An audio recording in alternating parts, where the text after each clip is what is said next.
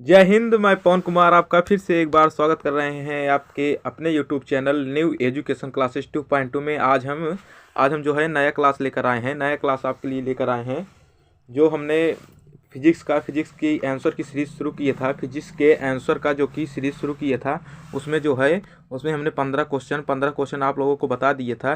Physics के series का 15 question हमने आप लोगों को दे दिया है। फिजिक्स के 15 क्वेश्चन का हमने आपको सीरीज दे दिया है। अगर आप नए हैं तो चैनलों को सब्सक्राइब कीजिए और वीडियो को जो है लाइक कीजिए। फिर हम शुरू करते हैं। पहले वीडियो को लाइक कर दीजिए। उम्मीद करते हैं आप जो है वीडियो को लाइक कर दिए होंगे। अब हम देखेंगे कि जो हमारा 16वां नंबर का क्वेश्चन जो कि था 16 नंबर का, उसमें जो था कि 16वां नंबर के क्वेश्चन पर था कि मुक्त इलेक्ट्रॉन मॉडल क्या होता है। 16वें नंबर का क्वेश्चन था कि मुक्त इलेक्ट्रॉन मॉडल क्या होता है। उसमें जो होता है मुक्त इलेक्ट्रॉन मॉडल सामान्य ताप पर जो होता है अधिक तापी विक्षोभ करने पर जो होता है कुछ इलेक्ट्रॉन जो होते हैं अपने नाभिक से इधर उधर हो जाते हैं, वो यादृच्छिक आधार इधर उधर गति करने लगते हैं। उसी को हम क्या कहते हैं, मुक्त इलेक्ट्रॉन मॉडल कहते हैं। उसी प्रकार हमने देखिए स्टेटमेंट अर्थात कथन अर्थात परिभाषा में देख लीजिए कि सामान्य ताप पर अधिक तापी विक्षोभ करने पर कुछ इलेक्ट्रॉन मूल नाभिक से कुछ इलेक्ट्रॉन मूल नाभिक को छोड़ देते हैं। कुछ इलेक्ट्रॉन मूल नाभिक को जो होता है छोड़ देते हैं और यादृच्छिक गति करने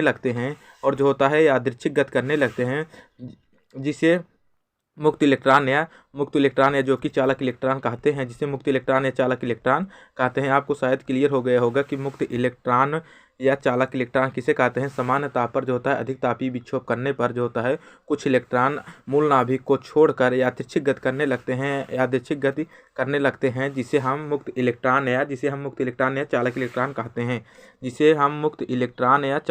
कहते हैं। जो हमारा 16 नंबर अर्थात 16 नंबर के क्वेश्चन है। अब हम 17वां जो कि देखेंगे। 17वें नंबर का क्वेश्चन जो हमारा दिया था 17वें नंबर का क्वेश्चन कि ओम का नियम किसे कहते हैं, या ओम का नियम लिखिए। ओम का नियम किसे कहते हैं। तो एक साइमन ओम थे, एक वैज्ञानिक साइमन ओम थे। वो 1886 में बताया था कि यदि कोई चालक तार है यदि इसकी भौतिक अवस्था ना बदली जाए, भौतिक अवस्था में जो होता है कि दाब में परिवर्तन न किए जाए या उसके माध्यम में परिवर्तन न किए जाए, तो वही होता है ओम का नियम। ओम के नियम के अनुसार जो था कि एक जज साइमन ओम ने, उनका नाम जज साइमन ओम था, कि ओम का नियम जो होता है कि जज साइमन ओम ने सन 1886 में यह बताया कि यदि किसी चालक तार की जो है भौतिक अवस्था न बदली जाए तो उस चालक के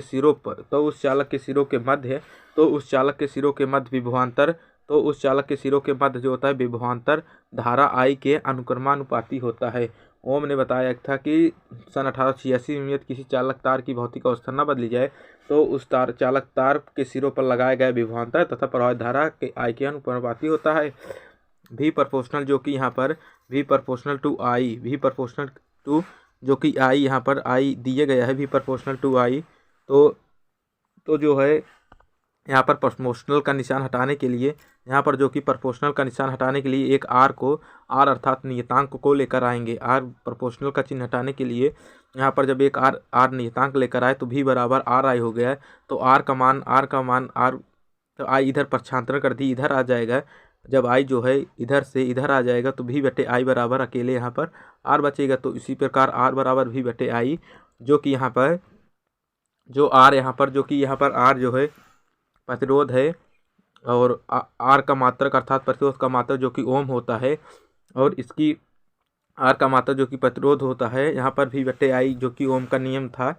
यही जो कि अगर कोई कहे कि ओम का नियम किसे कहते हैं, तो आप बताइए यदि किसी चालक तार की भौतिक अवस्था न बदली जाए तो उसके सिरों पर लगाया गया विभवांतर तथा उसमें प्रवाहित धारा आई के जो होता है अनुक्रमानुपाती होता है। आर बराबर भी बटे आई, आर बराबर जो होता है भी बटे आई के होता है। और ओमी परिपथ, अगर कोई कह दे कि ओमी परिपथ आप किसे कहते हैं, आप ओमी परिपथ के बारे में कुछ बताएं, तो आप बताइएगा ओमी परिपथ ऐसा परिपथ जो ओम के नियम का पालन करता है उसे ओमी परिपथ कहते हैं। जो ओम के नियम का पालन करता है उसे ओमी परिपथ कहते हैं। और अनओमी परिपथ ऐसा परिपथ जो ओम के नियम का पालन न करे उसे अनओमी परिपथ कहते हैं। उसे जो होता है अनओमी परिपथ कहता है। जैसे उदाहरण में आपको अभी ट्रांजिस्टर बताया जाएगा। ट्रांजिस्टर जो कि यह एक अर्धचालक है। ट्रांजिस्टर यह अर्धचालक बनाता है। यह जो होता है अनोमी परपथ में यह एक अर्धचालक। आपको प्रश्न भी पूछ लेगा कि प्रश्न कैसे पूछेगा बोर्ड परीक्षा में, ओम के नियम लागू नहीं होते हैं अर्धचालक के लिए, अचालक के लिए, अर्धचालक के लिए। तो आप जो आएगा नॉन ऑफ दिस, यहाँ पर नॉट मिस अर्थात नॉन ऑफ दिस यहाँ पर दिए गए हैं। तो आपको अर्धचालक के लिए हमने बताया है जो कि ओम का नियम लागू नहीं होता है। हमारा ये 17 नंबर क्वेश्चन था।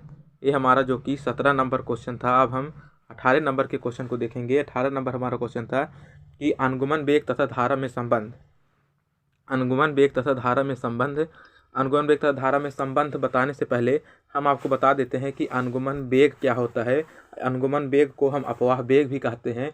यदि आप नए हैं तो कृपया सब्सक्राइब कर लें और वीडियो को लाइक ज़रूर करें। वीडियो को आप लाइक जो है ज़रूर करें। तो अनुगमन वेग या अपवाह वेग जो होता है, ये जब किसी अनुगमन वेग में जब किसी चालक के सिरों पर बैटरी लगाता है, जैसे कोई बैटरी है, यहाँ पर देखिए चित्र है, इसमें जो है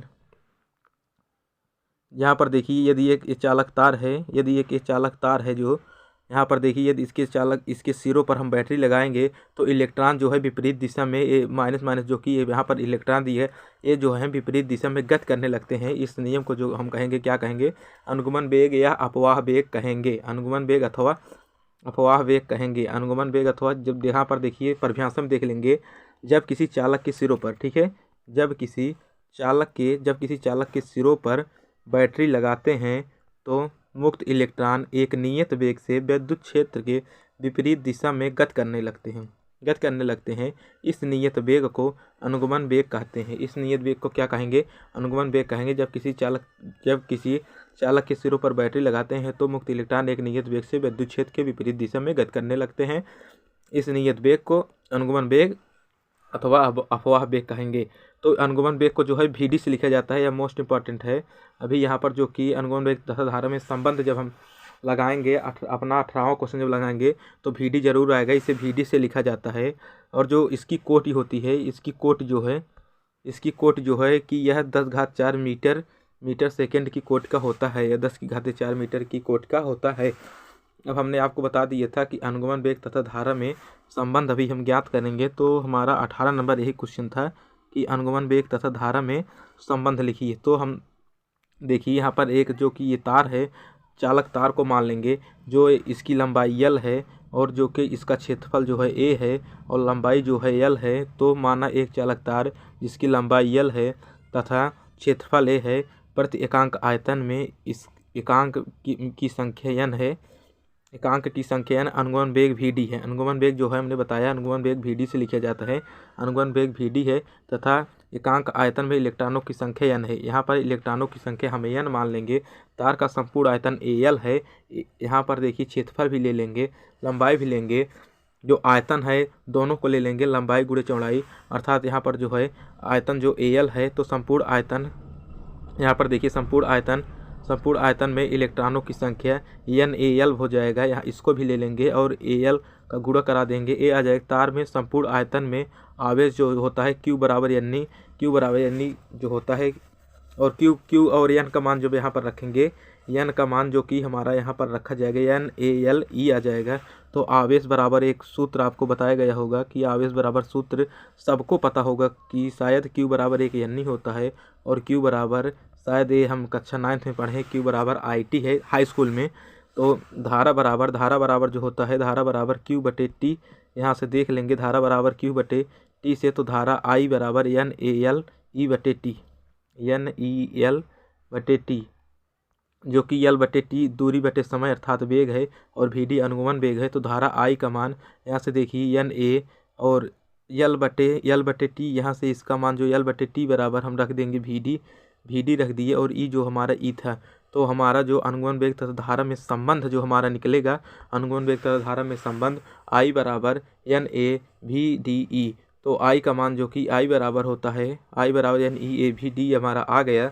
तो VD यहाँ पर VD हमने बताया अनुगमन वेग है, E जो है इलेक्ट्रॉन है, I धारा है, N इलेक्ट्रॉनों की संख्या है, A जो है हमारा क्षेत्रफल है। न्यूमेरिकल पूछा जाएगा, सब कुछ दिया रहेगा। I का मान ज्ञात करने के लिए बोलेगा तो हम कर लेंगे, ठीक है। तो हम जो है कर लेंगे, और हमारा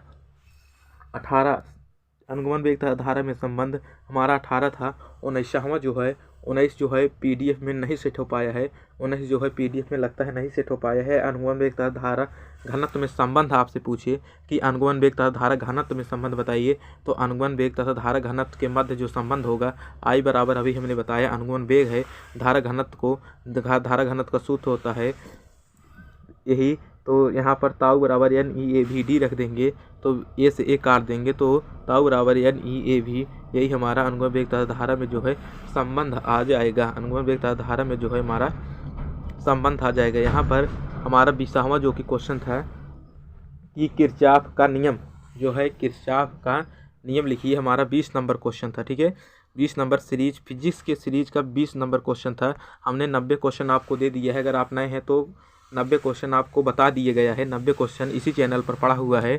90 क्वेश्चन फिजिक्स के हैं जो आप परीक्षा में मज़ा काट देंगे। 90 क्वेश्चन अगर आपको याद हो जाते हैं तो हमारा 20 नंबर क्वेश्चन है। कृपया आप क्वेश्चन की सीरीज देखें, फिर आंसर की, ये हमारा जो है आंसर की सीरीज शुरू हो गया है। तो किरचॉफ का नियम जो है, किरचॉफ लॉ, जो किरचॉफ ने जटिल विद्युत परिपथ को आसानी से हल करने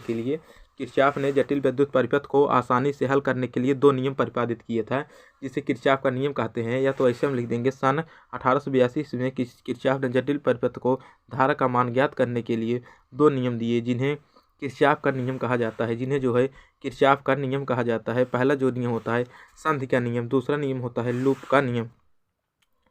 पहला जो होता है संधि का नियम, दूसरा होता है लूप का नियम। तो हमारा पहला देख लेंगे संधि का नियम जो क्या होता है, हमारा संधि का नियम जो होता है क्या होता है। तो हम देख लेंगे संधि का नियम। यहाँ पर देखिए किरचॉफ का पहला नियम जो है किरचॉफ का पहला नियम जो कि हमारा संधि के नियम पर है।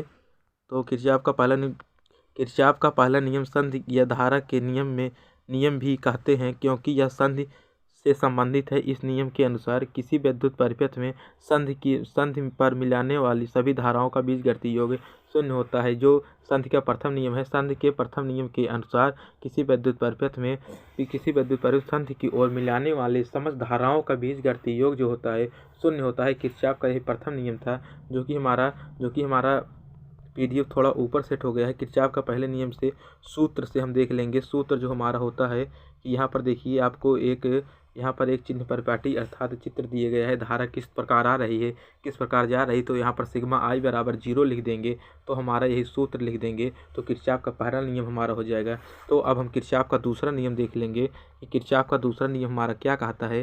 किरचॉफ के दूसरे नियम के अनुसार, किरचॉफ के दूसरे नियम को लूप या पास का नियम भी कहते हैं, क्योंकि यह जो है लूप से संबंधित है। और आपसे पूछ ले किरचॉफ का प्रथम नियम जो है, किरचॉफ का प्रथम नियम किस पर आधारित है। किरचॉफ का प्रथम नियम आप बताइए किस पर आधारित हो, आप क्या बताएंगे।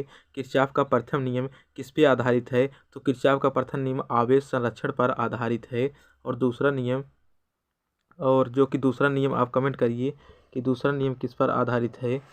तो किरचॉफ का हम दूसरा नियम देख लेंगे। किरचॉफ का दूसरा नियम, किरचॉफ के नियम के अनुसार को लूप या पास का नियम भी कहते हैं, क्योंकि यह लूप से संबंधित होता है। तो किसी बंद परिपथ में लूप में, यही हमारा किरचॉफ का दूसरा नियम यही से शुरू होगा कि किसी परिपथ या लूप में परिपथ का परिमाण विद्युत वाहक बल परिपथ में जो है सभी अवयव के सिरों पर उत्पन्न विभवांतर के योग के बराबर होता है। यह एक दूसरा परिभाषा यहाँ पर दिया गया है, या आप दूसरा परिभाषा भी यहाँ से देख सकते हैं। अब दूसरी परिभाषा भी यहाँ से जो है देख सकते हैं। दूसरी परिभाषा देख लीजिए, यहाँ पर एक चिन्ह परिपाटी दिए गया है। चिन्ह परिपाटी के अनुसार यहाँ पर जो कि हमारा सूत्र निकले, धारा में मिलाने वाला धारा प्लस और इसको माइनस मान लीजिए, प्लस के लिए प्लस भी माइनस भी, तो हमारा एक जो है यहाँ पर एक सूत्र जनरेट होगा कि किरचॉफ का दूसरे नियम के अनुसार यहाँ पर एक हमारा सूत्र आ जाएगा। आपको अगर मेरा वीडियो अच्छा लगा हो तो कृपया वीडियो को सब्सक्राइब कर दीजिए, लाइक कर दीजिए। मिलते हैं हम अगली क्लास में। जय हिंद, जय भारत।